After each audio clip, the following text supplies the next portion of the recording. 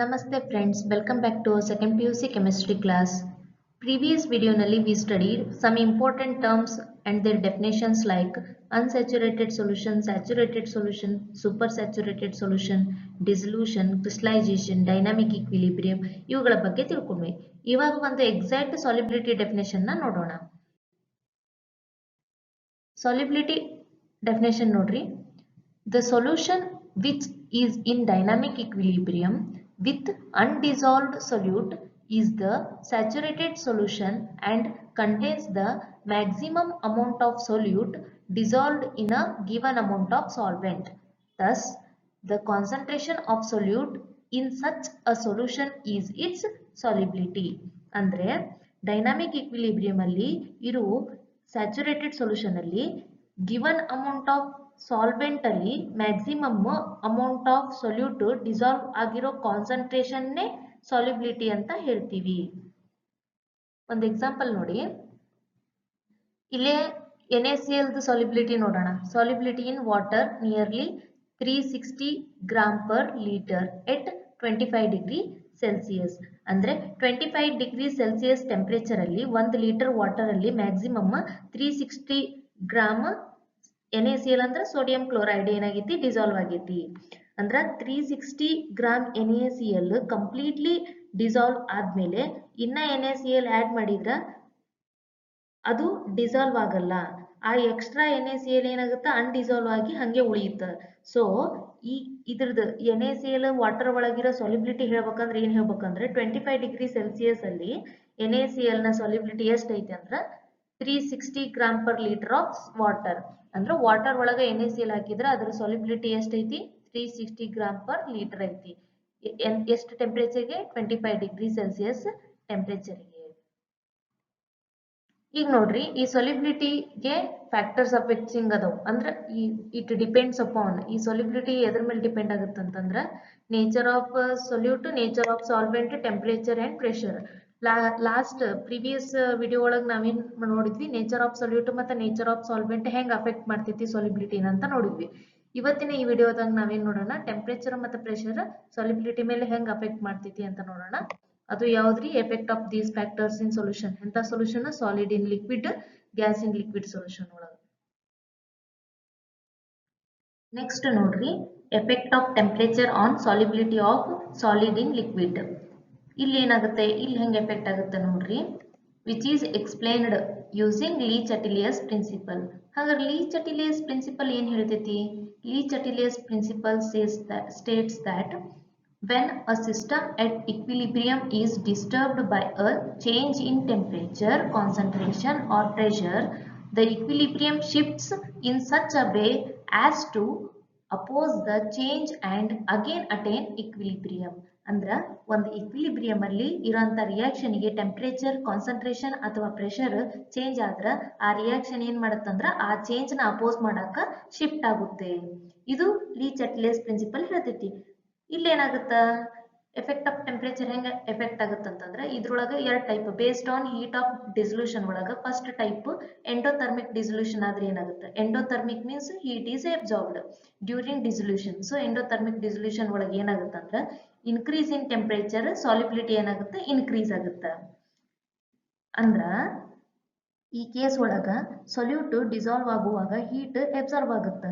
Temperature increase ಆತಂದ್ರ system extra heat ನ use ಮಾಡಕ ಫಾರ್ವರ್ಡ್ ರಿಯಾಕ್ಷನ್ ಗೆ ಶಿಫ್ಟ್ ಆಗುತ್ತೆ. ಸೊ ಸಾಲ್ಯುಬಿಲಿಟಿ ಏನಾಗುತ್ತೆ ಇನ್ಕ್ರೀಸ್ ಆಗುತ್ತೆ. ಒಂದು ಎಕ್ಸಾಂಪಲ್ ನೋಡ್ರಿ, ಇಲ್ಲಿ KNO3 ಅಂದ್ರೆ ಪೊಟ್ಯಾಷಿಯಂ ನೈಟ್ರೇಟ್, ಇದು ವಾಟರ್ ಒಳಗೆ ಡಿಸಾಲ್ವ್ ಆಗುವಾಗ ಹೀಟ್ ಅಬ್ಸಾರ್ಬ್ ಮಾಡ್ಕೊಂಡು ನಮಗ ಪೊಟ್ಯಾಷಿಯಂ ನೈಟ್ರೇಟ್ ಸೊಲ್ಯೂಷನ್ ಸಿಕ್ಕಿರ್ತೈತಿ. ಹೌದಾ? ಇದು ಈಕ್ವಿಲಿಬ್ರಿಯಂ ಸ್ಟೇಟ್ ನಾಗ ಐತಿ. ಇದ್ರೊಳಗೆ ಏನಾಗ್ತೈತಿ ಅಂತಂದ್ರ ಈ ಪೊಟ್ಯಾಷಿಯಂ ನೈಟ್ರೇಟ್ ವಾಟರ್ ಒಳಗೆ ಡಿಸಾಲ್ವ್ ಆಗುವಾಗ ಹೀಟ್ ಅಬ್ಸಾರ್ಬ್ ಆಗುತ್ತಾ. ಈ ಟೈಮ್ ಒಳಗ ಟೆಂಪರೇಚರ್ ಏನಾದ್ರೂ ಇನ್ಕ್ರೀಸ್ ಆತಂದ್ರ ಲೀ-ಚಟಿಲಿಯಸ್ ಪ್ರಿನ್ಸಿಪಲ್ ಪ್ರಕಾರ ಸಿಸ್ಟಮ್ ಏನಾಗುತ್ತ ಆಡೆಡ್ ಹೀಟ್ ನ ಅಪೋಸ್ ಮಾಡಕ ಫಾರ್ವರ್ಡ್ ಡೈರೆಕ್ಷನ್ ಗೆ ಶಿಫ್ಟ್ ಆಗುತ್ತೆ. ಸೊ ಪೊಟ್ಯಾಷಿಯಂ ನೈಟ್ರೇಟ್ ಸಾಲ್ಯುಬಿಲಿಟಿ ಏನಾಗುತ್ತೆ ಇನ್ಕ್ರೀಸ್ ಆಗುತ್ತೆ. ಯಾವಾಗ? ಟೆಂಪರೇಚರ್ ಇನ್ಕ್ರೀಸ್ ಆದಾಗ. ಇದೇ ತರ ನೆಕ್ಸ್ಟ್ ಒಂದು ಕಂಡೀಷನ್ ಏನಂದ್ರ ಎಕ್ಸೋಥರ್ಮಿಕ್ ಡಿಸಲ್ಯೂಷನ್ ಒಳಗೆ ಏನಾಗುತ್ತ, ಎಕ್ಸೋಥರ್ಮಿಕ್ ಡಿಸಲ್ಯೂಷನ್ ಒಳಗೆ ಏನಾಗುತ್ತಂದ್ರ heat is released. Exothermic means heat is released during dissolution. Okay, ಇಲ್ಲಿ ಏನಾಗುತ್ತೆ, increase in temperature, solubility ಏನಾಗುತ್ತೆ ಡಿಕ್ರೀಸ್ ಆಗುತ್ತೆ. ಅಂದ್ರ ಈ ಕೇಸ್ ಒಳಗ ಸಾಲ್ಯೂಟ್ ಡಿಸಾಲ್ವ್ ಆಗುವಾಗ ಹೀಟ್ ರಿಲೀಸ್ ಆಗುತ್ತ. ಟೆಂಪರೇಚರ್ ಇನ್ಕ್ರೀಸ್ ಆತಂದ್ರ ಸಿಸ್ಟಮ್ ಏನ್ ಮಾಡ್ತೈತಿ, ಹೀಟ್ ನ ಅಪೋಸ್ ಮಾಡಕ ಬ್ಯಾಕ್ವರ್ಡ್ ರಿಯಾಕ್ಷನ್ ಗೆ ಶಿಫ್ಟ್ ಆಗುತ್ತ. ಸೊ ಸಾಲ್ಯುಬಿಲಿಟಿ ಏನಾಗುತ್ತೆ, ಡಿಕ್ರೀಸ್ ಆಗುತ್ತ. ಒಂದು ಎಕ್ಸಾಂಪಲ್ ತಗೊಳ್ಳಿ. ಇಲ್ಲಿ ನೋಡ್ರಿ, ಕ್ಯಾಲ್ಸಿಯಂ ಹೈಡ್ರಾಕ್ಸೈಡ್ ಇದು ವಾಟರ್ ಒಳಗ ಡಿಸಾಲ್ವ್ ಆಗುವಾಗ ಏನಾಗುತ್ತ, ನಿಮ್ಗೆ ವಾಪಸ್ ಕ್ಯಾಲ್ಸಿಯಂ ಹೈಡ್ರಾಕ್ಸೈಡ್ ಸೊಲ್ಯೂಷನ್ ಸಿಗುತ್ತ, ಪ್ಲಸ್ ಹೀಟ್ ರಿಲೀಸ್ ಮಾಡಿರುತ್ತೆ, ಹೌದಾ. ಸೊ ಈ ಕೇಸ್ ಒಳಗೆ ಏನಾಗುತ್ತೆ ಅಂತಂದ್ರ, ಈ ಕ್ಯಾಲ್ಸಿಯಂ ಹೈಡ್ರಾಕ್ಸೈಡ್ ವಾಟರ್ ಒಳಗೆ ಡಿಸಾಲ್ವ್ ಆಗುವಾಗ ಹೀಟ್ ರಿಲೀಸ್ ಆಗುತ್ತೆ. ಸೊ ಟೆಂಪರೇಚರ್ ಇನ್ಕ್ರೀಸ್ ಆತಂತಂದ್ರ ಸಿಸ್ಟಮ್ ಏನ್ ಮಾಡ್ತೈತಿ, ಎಕ್ಸ್ಟ್ರಾ ಹೀಟ್ ನ ಅಪೋಸ್ ಮಾಡಕ ಬ್ಯಾಕ್ವರ್ಡ್ ರಿಯಾಕ್ಷನ್ ಗೆ ಶಿಫ್ಟ್ ಆಗುತ್ತ. ಸೊ ಕ್ಯಾಲ್ಸಿಯಂ ಹೈಡ್ರಾಕ್ಸೈಡ್ ಸೊಲ್ಯುಬಿಲಿಟಿ ಏನಾಗುತ್ತ, ಟೆಂಪರೇಚರ್ ಇನ್ಕ್ರೀಸ್ ಆದಂಗ ಇದ್ರದ್ದು ಕ್ಯಾಲ್ಸಿಯಂ ಹೈಡ್ರಾಕ್ಸೈಡ್ ಸೊಲ್ಯುಬಿಲಿಟಿ ಡಿಕ್ರೀಸ್ ಆಗುತ್ತ. ಈ ತರ ಏನಾಗುತ್ತೆ, ಎಫೆಕ್ಟ್ ಆಗುತ್ತೆ ಟೆಂಪರೇಚರ್. ಲಾಸ್ಟಿಗೆ ಕನ್ಕ್ಲೂಷನ್ ಕೊಡ್ಬೇಕಂದ್ರ, according to Le Chatelier's principle, temperature effect on solubility depends on whether dissolution is endothermic or exothermic. Next, effect of pressure on solubility of solid in liquid.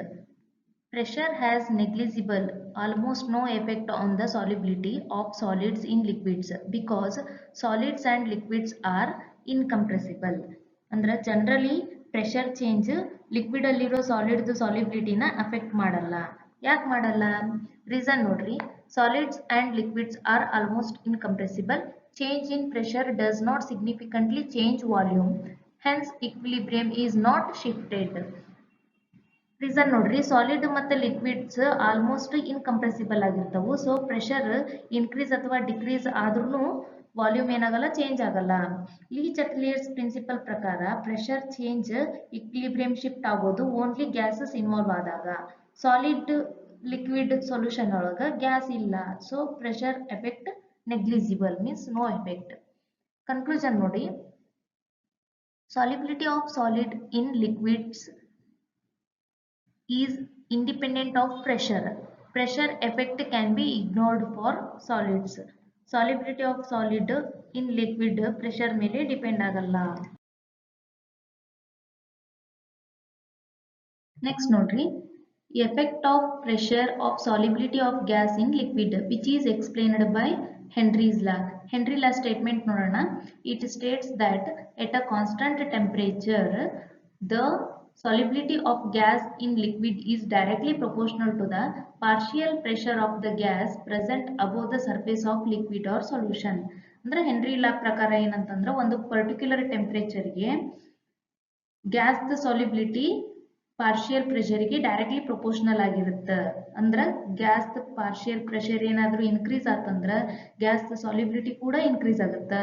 Gas partial pressure ಒಂದ್ ವೇಳೆ decrease ಆತಂದ್ರೆ gas solubility ಕೂಡ decrease ಆಗುತ್ತೆ ಅಂತ ಹೇಳುತ್ತೆ. ಇದ್ರ relation ನೋಡೋಣ.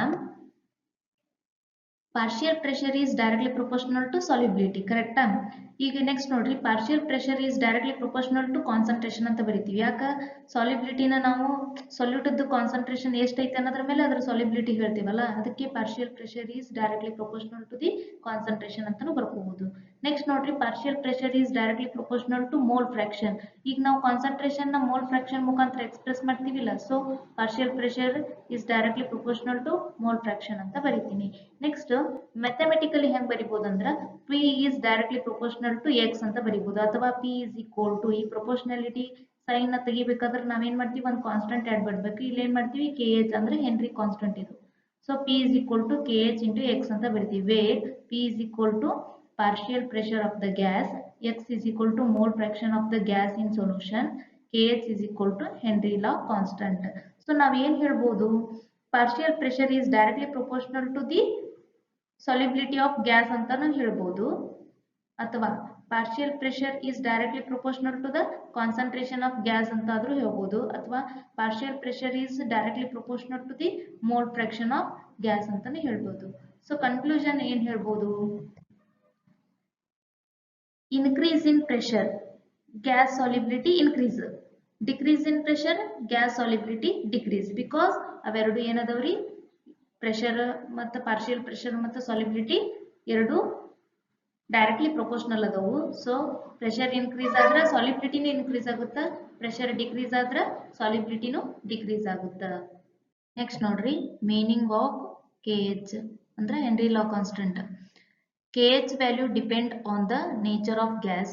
Different gases have different KH values. KH is inversely related to solubility. KH is inversely proportional to solubility. ಅಂದ್ರ ಇದು ಎಲ್ಲಾ ಗ್ಯಾಸಿಗೂ ಸೇಮ್ ನಂಬರ್ ಇರಲ್ಲ, ಇದ್ರದ್ದು ಕಾನ್ಸ್ಟೆಂಟ್ ಸೇಮ್ ಇರಲ್ಲ. ಪ್ರತಿಯೊಂದು ಗ್ಯಾಸಿಗೂ ಅದರದೇ ಆದಂತ KH ವ್ಯಾಲ್ಯೂ ಇರ್ತತಿ. ಹೈ KH ವ್ಯಾಲ್ಯೂ ಇದ್ರ low solubility, low KH value ಇದ್ರ ಹೈ ಸಾಲ್ಯುಬಿಲಿಟಿ. ಈಗ ಒಂದು ಎಕ್ಸಾಂಪಲ್ ನೋಡ್ರಿ, ಹೀಲಿಯಂ ಹೌದಾ, ಈ ಹೀಲಿಯಂಗ KH ವ್ಯಾಲ್ಯೂ ಜಾಸ್ತಿ ಐತಿ. ಸೊ ಇದೇನಾಗುತ್ತೆ ಸಾಲಿಬಿಲಿಟಿ ಇದ್ರದ್ದು ಕಮ್ಮಿ ಇರುತ್ತೆ. So carbon dioxide KH value ಕಮ್ಮಿ ಐತಿ ಅಂದ್ರ ಇದ್ರದ್ದು ಸಾಲಿಬಿಲಿಟಿ ಏನಾಗುತ್ತೆ ಜಾಸ್ತಿ ಐತಿ. ನೆಕ್ಸ್ಟ್ ನೋಡಿ effect of temperature KH value ಮೇಲೆ ಹೆಂಗೆ ಎಫೆಕ್ಟ್ ಆಗುತ್ತೆ ನೋಡ್ರಿ. When temperature increases KH increases, gas solubility decreases. ಅಂದ್ರೆ ಟೆಂಪರೇಚರ್ ಇನ್ಕ್ರೀಸ್ ಆದಂಗೆ ಏನಾಗುತ್ತೆ KH ವ್ಯಾಲ್ಯೂ ಇನ್ಕ್ರೀಸ್ ಆಗುತ್ತೆ ಮತ್ತು ಸಾಲಿಬಿಲಿಟಿ ಆಫ್ ಗ್ಯಾಸ್ ಏನಾಗುತ್ತೆ ಡಿಕ್ರೀಸ್ ಆಗುತ್ತೆ. ಸೊ ನೀವು ಇದ್ರ ಮೇಲೇನು ಏನು ಹೇಳ್ಬೋದು, effect of temperature of solubility of gas in liquid solution ಅಂತ ಏನೈತಲ್ಲ ಹೇಳ್ಬೋದು. ಏನಂತ, ಟೆಂಪರೇಚರ್ ಏನಾರ ಇನ್ಕ್ರೀಸ್ ಆದ್ರೆ ಏನಾಗುತ್ತೆ KH ವ್ಯಾಲ್ಯೂ ಇನ್ಕ್ರೀಸ್ ಆಗುತ್ತೆ, ಇದರ ಅರ್ಥ ಸಾಲಿಬಿಲಿಟಿ ಆಫ್ ಗ್ಯಾಸ್ ಡಿಕ್ರೀಸ್ ಆಗುತ್ತೆ. ಸೊ ಈ ರೀತಿ ಟೆಂಪರೇಚರ್ ಸಾಲಿಬಿಲಿಟಿ ಮೇಲೆ ಎಫೆಕ್ಟ್ ಆಗುತ್ತೆ ಅಂತ ಹೇಳ್ಬೋದು ಇದನ್ನ ಯೂಸ್ ಮಾಡಿಕೊಂಡು. ಇಲ್ಲಪ್ಪ ಅಂತಂದ್ರ ನೆಕ್ಸ್ಟ್ ಈ ರೀತಿ ಹೇಳ್ಬೋದು, ಯಾವುದು ಲೀ ಚಾಟಲಿಯಸ್ ಪ್ರಿನ್ಸಿಪಲ್ ಪ್ರಕಾರನೂ ಹೇಳ್ಬೋದು. ಎಫೆಕ್ಟ್ ಆಫ್ ಟೆಂಪರೇಚರ್ ನೋಡ್ರಿ ಏನಾಗುತ್ತೆ, solubility of gas in liquid decreases with increase in temperature. Temperature increase ಆದಂಗೆ ಏನಾಗುತ್ತೆ solubility of gas in liquid decrease ಆಕೊಂತ ಹೋಗುತ್ತೆ. ಯಾಕಾಗುತ್ತೆ ರೀಸನ್ ನೋಡ್ರಿ, dissolution of gases in liquids is exothermic, ಅಂದ್ರೆ ಇಲ್ಲಿ ಹೀಟ್ ರಿಲೀಸ್ ಆಗುತ್ತೆ. Increase in temperature disturbs equilibrium. According to Lee Chatelier principle, equilibrium shifts to oppose heat. ಅಂದ್ರೆ ಏನಾಗುತ್ತಪ್ಪ ಇಲ್ಲ ಅಂದ್ರೆ ಗ್ಯಾಸ್ ಡಿಸಾಲ್ವ್ ಆಗುವಾಗ ಆಗೋದು ಲಿಕ್ವಿಡ್ ಅಲ್ಲಿ ಹೌದಾ, ಜನರಲಿ ಇದು ಏನಾಗುತ್ತಾ ಎಕ್ಸೋಥರ್ಮಿಕ್ ಪ್ರೋಸೆಸ್. ಅಂದ್ರೆ ಇಲ್ಲಿ ಗ್ಯಾಸ್ ಇನ್ ಲಿಕ್ವಿಡ್ ಸೊಲ್ಯೂಷನ್ ಅಂತ ಹೇಳ್ತೀವಿ. ಸೊ ಸಾಲ್ವೆಂಟ್ ಲಿಕ್ವಿಡ್ ಆಯ್ತು, ಸೊಲ್ಯೂಟ್ ಗ್ಯಾಸ್ ಆಯ್ತು. ಸೊ ಗ್ಯಾಸ್ ಲಿಕ್ವಿಡ್ ಒಳಗೆ ಡಿಸಾಲ್ವ್ ಆಗುವಾಗ ಏನಾಗುತ್ತೆ ಹೀಟ್ ರಿಲೀಸ್ ಆಗುತ್ತೆ. ಸೊ ಇದಕ್ಕೆ ಎಕ್ಸೋಥರ್ಮಿಕ್ ಪ್ರೊಸೆಸ್ ಅಂತ ಕರಿತೀವಿ. ಸೊ ಗ್ಯಾಸ್ ವಾಟರ್ ಒಳಗೆ ಡಿಸಾಲ್ವ್ ಆಗುವಾಗ ಹೀಟ್ ರಿಲೀಸ್ ಆಗುತ್ತಾ, ಟೆಂಪರೇಚರ್ ಇನ್ಕ್ರೀಸ್ ಆತಪ್ಪ ಅಂತಂದ್ರೆ ಸಿಸ್ಟಮ್ ಆ ಎಕ್ಸ್ಟ್ರಾ ಹೀಟ್ ನ ಅಪೋಸ್ ಮಾಡಕ ಟ್ರೈ ಮಾಡುತ್ತಾ. ಲೀ ಚಟಲಿಯಸ್ ಪ್ರಿನ್ಸಿಪಲ್ ಪ್ರಕಾರ ಇಕ್ವಿಲಿಬ್ರಿಯಂ ಬ್ಯಾಕ್ವರ್ಡ್ ಡೈರೆಕ್ಷನ್ ಗೆ ಶಿಫ್ಟ್ ಆಗುತ್ತೆ. ಸೊ ಗ್ಯಾಸ್ ಸಾಲ್ಯುಬಿಲಿಟಿ ಏನಾಗುತ್ತೆ ಡಿಕ್ರೀಸ್ ಆಗುತ್ತೆ. ಅದಕ್ಕೆ ಇಲ್ಲಿ ಏನಾಗುತ್ತೆ ನೋಡ್ರಿ, ಟೆಂಪರೇಚರ್ ಇನ್ಕ್ರೀಸ್ ಆದಂಗ ಸಾಲಿಬಿಲಿಟಿ ಆಫ್ ಗ್ಯಾಸ್ ಅಥವಾ ಗ್ಯಾಸ್ ಸಾಲಿಬಿಲಿಟಿ ಏನಾಗುತ್ತೆ ಡಿಕ್ರೀಸ್ ಆಗುತ್ತೆ. ಇಫ್ ಟೆಂಪರೇಚರ್ ಡಿಕ್ರೀಸ್ ಆತಪ್ಪ ಅಂದ್ರೆ ಗ್ಯಾಸ್ ಸಾಲಿಬಿಲಿಟಿ ಏನಾಗುತ್ತೆ ಇನ್ಕ್ರೀಸ್ ಆಗುತ್ತೆ. ಇಲ್ಲಿ ನೋಡ್ರಿ ಒಂದು ಎಕ್ಸಾಂಪಲ್ ಐತಿ, cold water contains more dissolved oxygen than hot water, that is why fishes feel stress in warm water. ಈಗ ನೋಡಿದ್ವಲ್ಲ ಏನಂತ, ಟೆಂಪರೇಚರ್ ಇನ್ಕ್ರೀಸ್ ಆದ್ರೆ ಏನಾಗುತ್ತೆ solubility of gas in liquid ಏನಾಗುತ್ತೆ ಲೋ ಆಗುತ್ತೆ, ಡಿಕ್ರೀಸ್ ಆಗುತ್ತೆ. ಅದಕ್ಕೆ ವಾರ್ಮ್ ವಾಟರ್ ಒಳಗ ಅಂದ್ರೆ ಹಾಟ್ ವಾಟರ್ ಒಳಗ ಗ್ಯಾಸಸ್ ಕಮ್ಮಿ ಡಿಸಾಲ್ವ್ ಆಗುತ್ತೆ, ಕೋಲ್ಡ್ ವಾಟರ್ ಒಳಗ ಗ್ಯಾಸಸ್ ಜಾಸ್ತಿ ಡಿಸಾಲ್ವ್ ಆಗುತ್ತೆ ಹೌದಾ. ಅದ್ರ ಸಂಬಂಧ ಇಲ್ಲಿ ಆಕ್ಸಿಜನ್ ಏನಾಗುತ್ತೆ, ಆಕ್ಸಿಜನ್ ಇದು ಕೋಲ್ಡ್ ವಾಟರ್ ಒಳಗ ಜಾಸ್ತಿ ಡಿಸಾಲ್ವ್ ಆಗುತ್ತೆ. ಹಿಂಗಾಗಿ ಫಿಶ್ ಕೋಲ್ಡ್ ವಾಟರ್ ಒಳಗ ಇರಾಕ ಇಷ್ಟ ಪಡ್ತೈತಿ, ವಾರ್ಮ್ ವಾಟರ್ ಒಳಗ ಅದು ಸ್ಟ್ರೆಸ್ ಫೀಲ್ ಮಾಡ್ತೈತಿ. ಇವತ್ತು ಹೇಳಿದಂತ ಎಲ್ಲಾ ಕಾನ್ಸೆಪ್ಟ್ಗಳು ಅರ್ಥ ಆಗಿದಾವ ಅಂತ ಅನ್ಕೋತೀನಿ. ಇವತ್ತಿನ ಈ ವಿಡಿಯೋ ಇಷ್ಟ ಆಗಿದ್ರೆ please like, subscribe, share with your classmates. Thank you for watching. All the best.